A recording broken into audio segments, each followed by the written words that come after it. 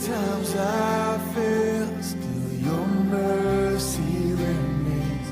And should I stumble again, still I'm caught in your grace. Everlasting, your light will shine when all else fades. Hi, my name is Brandie, and this is my story.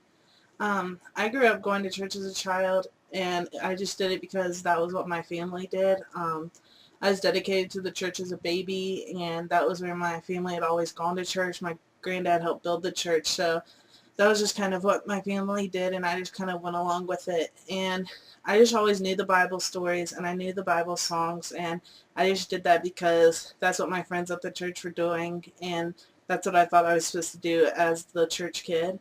Um, but when I was about 12, I got overwhelmed by the size of the church, and I just didn't feel like it was home anymore, and I just felt uncomfortable. I didn't feel like I was getting anything out of it, so I just kind of stopped going.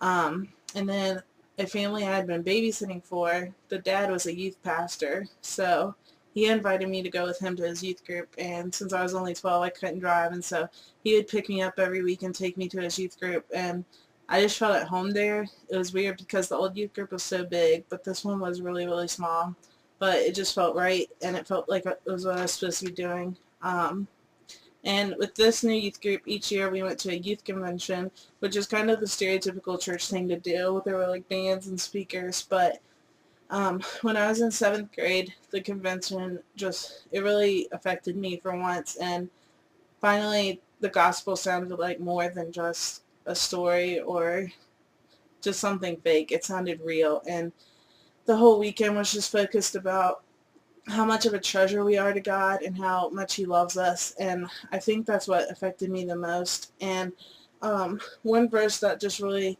encouraged me and really made me want to give my life over to Christ is Romans 5:8, which says, "But God demonstrates His own love for us in this: while we were still sinners, Christ died for us." Um, and that night, I just prayed over that verse, and I just prayed that God would come into my life and um, just help me live for Him. And so I didn't really know what living for Christ meant as a 7th grader, and so I kind of just went along with it um, up until about sophomore year of high school. I went to Young Life Club with my brother, who was a senior at the time, and from the very first club, I just felt so welcomed, and I got involved with a small group of junior girls, and they just really helped me grow in my faith a lot. And through Young Life, I started doing campaigners, which was on Wednesday night, which was the same night as my youth group. So I had to start going to youth group, and they didn't really take it that well. My youth group leader was kind of mad at me for a while, so that kind of made me not want to follow God that much either, um, just because I didn't see them loving me like Christ would. And then at the end of my sophomore year, one of my friends died, and about a week and a half later, I was supposed to go to Young Life Camp. But the whole week of Young Life Camp, I was just kind of numb to everything I was being told. And I'm sure the gospel was presented in a clear and awesome way, but I was just so numb to it because of everything that had happened so recently before that it really didn't affect me at all. And then within the next few months, another one of my friends died and my granddad died, and both of those things were really, really hard on me. And so throughout my whole junior year of high school, I was just really, really angry at God, but I kept doing the Young Life thing, and I just kept doing the stereotypical Christian things, but I wasn't truly living for Christ, and I didn't have I wasn't loving Him at all. Um, but after junior year, I decided to go do work crew at Rockbridge, which is a Young Life camp, and I was there for 5 weeks, and it was just the best experience of my life. At work crew, I was able to see um, kids just come to know Christ through that week, and when they accepted Christ, it was just such an awesome thing to know that they were going to heaven now because they had that relationship with Him, and it gave me a lot of hope in knowing that the people I had recently lost in my life were getting to spend eternity with Christ. And I was just able to find so much peace through Him, and through doing work crew and my work crew friends, because I hadn't really had a whole ton of Christian friends before work crew, so just having that community was such an awesome thing.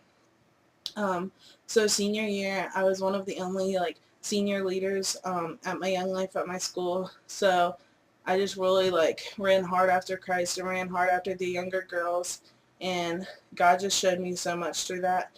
But it was really hard year two because a lot of my friends were older than me because, like I said, sophomore year I joined a group of junior girls in their small group, and so all of my friends were gone senior year, and so I just kind of felt alone, and I just really had to rely on God a lot. But I just found that joy with God is unconditional, and nothing on this earth can change the joy that you find in Christ. So now I go to a local community college, but I attend Young Life at a local university, and I hope to be a Young Life leader by the end of this year. And I'm just really thankful for all that God's doing in my life. I call, you answer, and you came to my rescue, and I wanna be where you